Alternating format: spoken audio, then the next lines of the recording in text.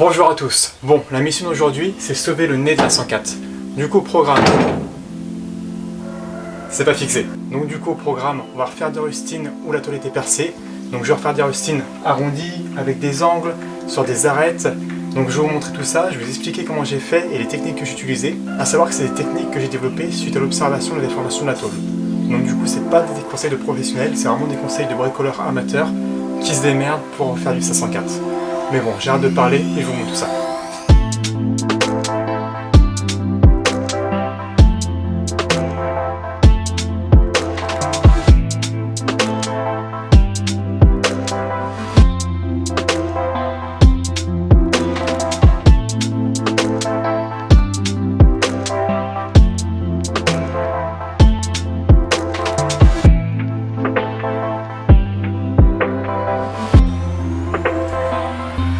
Pour ceux qui sont amateurs de la carrosserie au plâtre, franchement s'il vous plaît, j'en ai rien à foutre si vous faites ça ou pas, c'est votre problème.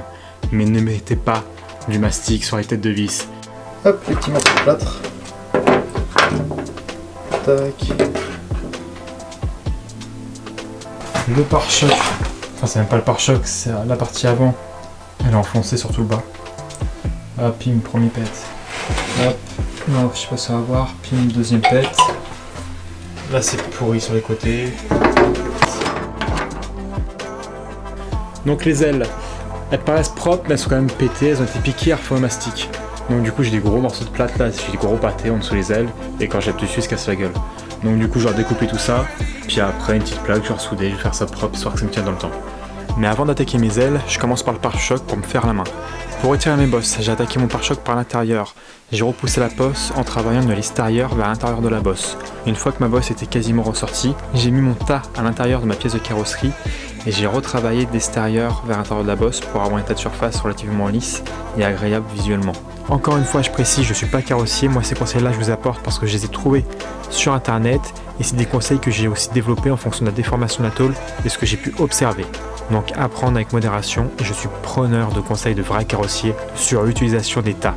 Puis j'attaque le ponçage. Pourquoi je ponce après avoir débosselé? Tout simplement, en ponçant, je vais faire un dégradé de peinture et ça va m'indiquer où est-ce que la tôle est trop sortie ou où est-ce que la tôle n'est pas assez sortie. Et comme ça, je pourrais corriger les défauts et avoir un état de surface quasi lisse et mettre un minimum de cinteaux par la suite. Et une fois que j'ai un état de surface relativement correct, je prépare mes rustines. Donc là je suis en train de regarder les parties que je vais découper. Quand vous découpez comme ça des parties de tôle corrodées, n'hésitez pas à prendre plus large pour pouvoir taper dans la matière saine, de manière à virer toute la corrosion pour pas qu'elle revienne par la suite. Et n'oubliez pas de traiter votre soudure ou l'intérieur de la pièce si vous faites une aide pour pas que la corrosion reprenne par la suite. Donc comme vous pouvez le voir, j'ai commencé à la Dremel, mais très vite je me suis tourné vers ma disqueuse parce que la Dremel c'est pas assez puissant, on y passe beaucoup de temps. Ensuite, j'ai découpé des rustines plutôt grossières que j'ai affinées par la suite pour obtenir un bord à bord parfait pour combler mes trous. Pour obtenir un bord à bord parfait sur une pièce plate qui est la plus simple, je positionnais ma pièce sur le trou que j'avais à boucher, je repérais avec un trait de marqueur la matière que j'avais à retirer, puis je passais à la meuleuse. Et une fois que j'avais une pièce qui se rapprochait du bord à bord que je voulais, je la formais. Pourquoi je ne la formais pas une fois que le bord à bord était parfait? Parce que quand vous allez donner votre courbure, votre arrondi à la pièce, ça va la rétrécir. Donc si vous avez un bord à bord qui est parfait, en donnant cette courbure, votre pièce sera trop petite et vous serez obligé de tout recommencer. Donc du coup, je formais ma pièce, une fois qu'elle était formée, je la réajustais avec un petit coup de meuleuse et je passais à la soudure. Pour la soudure, comme d'habitude, au point à point, moi je soude au fil fourré avec un fil de diamètre 0,9 mm. Quand vous faites une soudure comme ça au point à point, vous faites les soudures opposées. Comme ça vous équilibrez votre chauffe et vous évitez une déformation trop importante de la pièce. Donc pour les pièces qui avaient un angle, je prenais ma plaque de tôle et je marquais les angles où ils partaient, où ils arrivaient. Puis après je vérifiais avec la pièce que j'avais découpée. Pour faire les pliures, j'ai pas de plieuse, donc du coup moi ce que je prenais c'était mon étau. Je plaçais ma pièce sur les repères que j'avais fait et je pliais. Et pour marquer l'arête, je la faisais au marteau. Là j'avais une partie arrondie. Donc du coup ce que j'ai fait c'est j'ai plié ma pièce et pour avoir cet arrondi, j'ai relevé ma pièce tout en la tapotant pour pouvoir l'enfoncer et obtenir un arrondi pas quasi parfait mais relativement correct. Et une fois que j'ai obtenu l'arrondi que je désirais, j'ai fait ma deuxième pliure. J'ai repris mon arrondi, j'ai repris mes arêtes afin d'avoir quelque chose de correct. Après j'ai ajusté ma pièce, toujours pareil à la meuleuse. Une fois que j'étais bon, je passais à la soudure.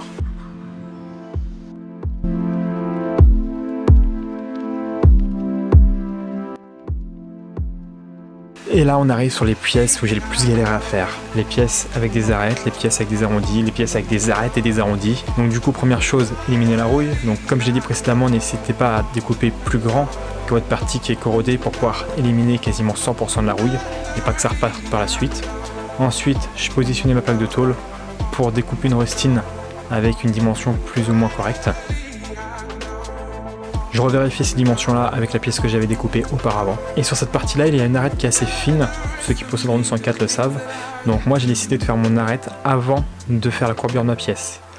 Pour faire l'arête, je me suis mis sur ma petite enclume. Ne me demandez pas d'où elle vient, je ne serai pas vous répondre.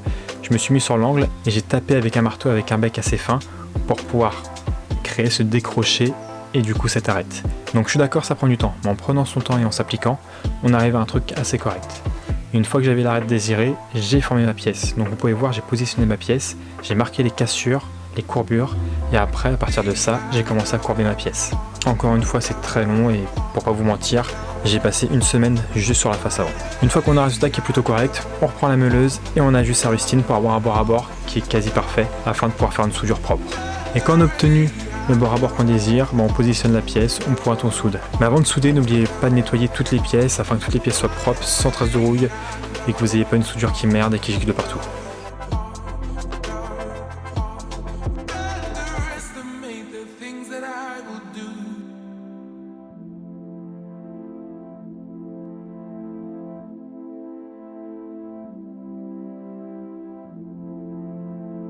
Et pour finir, j'attaque les pièces avec les angles. Donc du coup, ce que j'ai fait, comme d'habitude, j'ai pris ma pièce mère que j'ai découpée, je l'ai positionnée sur ma tôle et j'ai marqué les différentes arêtes. Et j'ai remesuré avec un réglet aussi pour savoir à quelle distance se trouvaient les arêtes les unes des autres. Ensuite, je la mets dans mon étau, je fais les pliures. Encore une fois, pour marquer l'arête, je reprends mon marteau et je tape sur les pliures pour avoir une arête vif. Par contre, en fonction de l'étau que vous possédez, vous devez faire vos arêtes de manière stratégique. Vous ne pouvez pas commencer forcément par votre première arête et faire 1, 2, 3, 4. Parce que votre profondeur ou votre largeur des morts de votre étau ne vous le permettra pas. Donc calculez bien la longueur, mesurez vos morts, et des fois il faut commencer par la numéro 2, puis 1, puis la 3, des fois inversement. Il faut bien prendre en compte les dimensions de la plaque qu'on a à refaire, les dimensions de son étau. Ensuite, quand j'avais un léger décalage sur la hauteur, ce que je faisais, c'est que je positionnais ma pièce sur le bord de mon étole en la laissant dépasser 20 mm et je chassais avec mon marteau pour entre guillemets chasser la matière vers l'extérieur. Et comme ça, j'arrivais à récupérer 1 ou 2 mm maximum. Si j'avais plus de différence qu'1 ou 2 mm, je reprenais la pièce entièrement. Puis après, je continue toujours sur le même principe, je fais mes autres arêtes, je fais mes autres pliures, jusqu'à obtenir une pièce conforme à l'origine.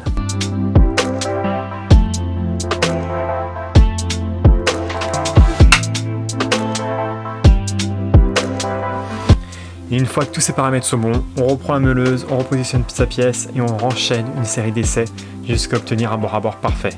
Et une fois que ça c'est fait, on passe à la soudure et là c'est comme d'habitude. Une fois que tu as fait toutes tes soudures, tous tes raccords, il faut que tu retraites tes ailes à l'intérieur, sinon la rouille va remonter dans tes soudures qui sont entre guillemets poreuses et tout va sauter et tout va rouiller. Donc du coup, moi ce que j'ai fait, j'ai mis un coup de catalyseur de rouille, puis j'ai mis un coup de mastic au pinceau pour isoler mes soudures de l'humidité. Une fois que j'ai fini toutes mes rustines, ce que je fais c'est un premier montage à blanc pour voir si mes arêtes s'alignent. Et là, si vous êtes bon, vous n'avez pas trop de boulot. Si vous n'êtes pas bon, c'est reparti pour plusieurs heures.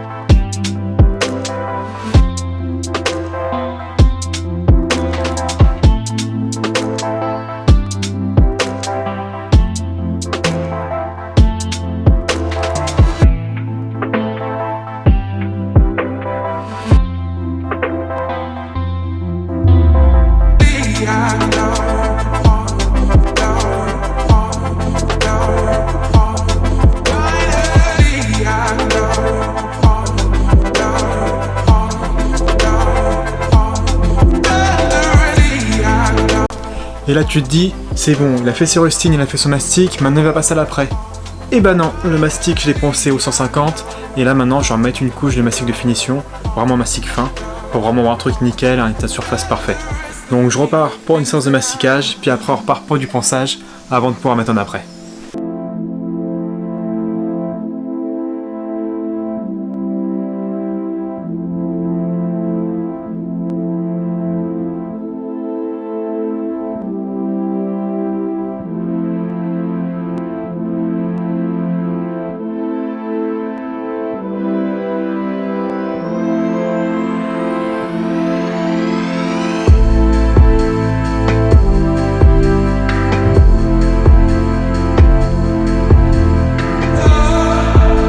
Ça y est, dernier montage.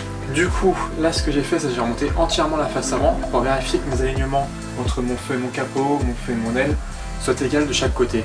Que j'ai bien à peu près 2 cm, 3 cm. J'ai mesuré de chaque côté, j'ai vérifié. Puis après, de toute façon, d'une vue générale, il faut que ce soit harmonieux à l'œil et que ça ne vous choque pas. On n'est pas des professionnels, donc on fait comme on peut. Mais on peut avoir un très beau résultat si on prend le temps. Donc toute cette partie-là maintenant, je vais la poncer entièrement au 2,50, je vais la prêter et ce sera enfin fini, je pourrai enfin la peindre. Donc voilà, c'est long, mais en prenant son temps, on arrive à un résultat pas trop mal.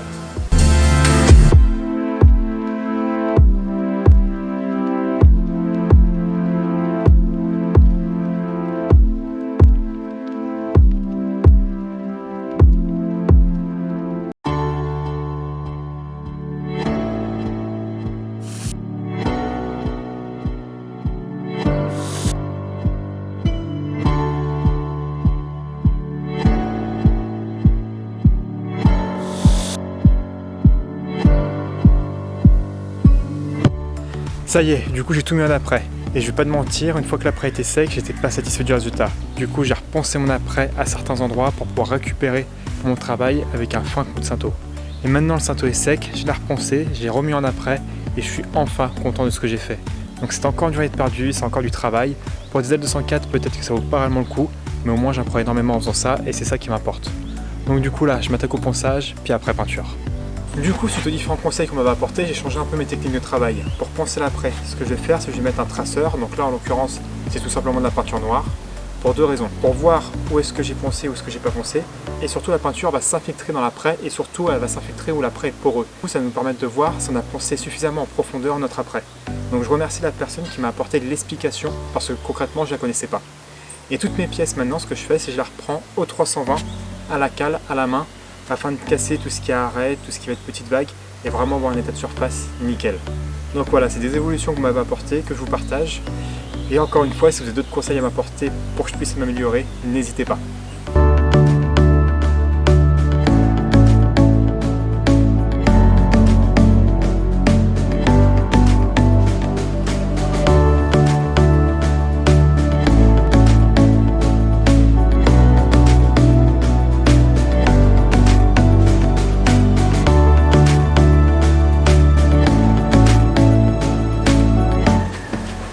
Bon, pour que la face avant soit vraiment comme à l'origine, il manque encore un petit détail que les puristes m'ont fait remarquer et on va corriger ça maintenant.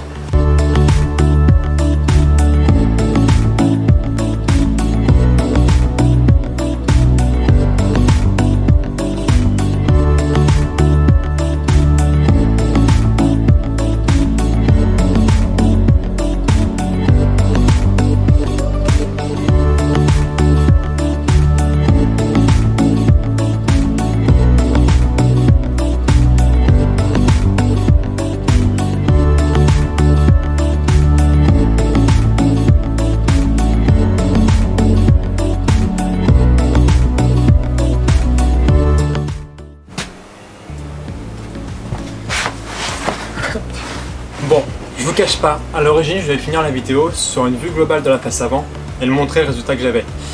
Mais j'ai eu quelques petits aléas, donc je vais vous en parler. Avant ça, je vais juste faire une petite promotion entre guillemets. J'ai pris l'initiative de créer un groupe Facebook sur la restauration automobile basé sur l'entraide, l'altruisme et l'échange. Donc je veux vraiment des gens qui soient ouverts d'esprit sur ce groupe-là et qui n'hésitent pas à partager, à aider les débutants.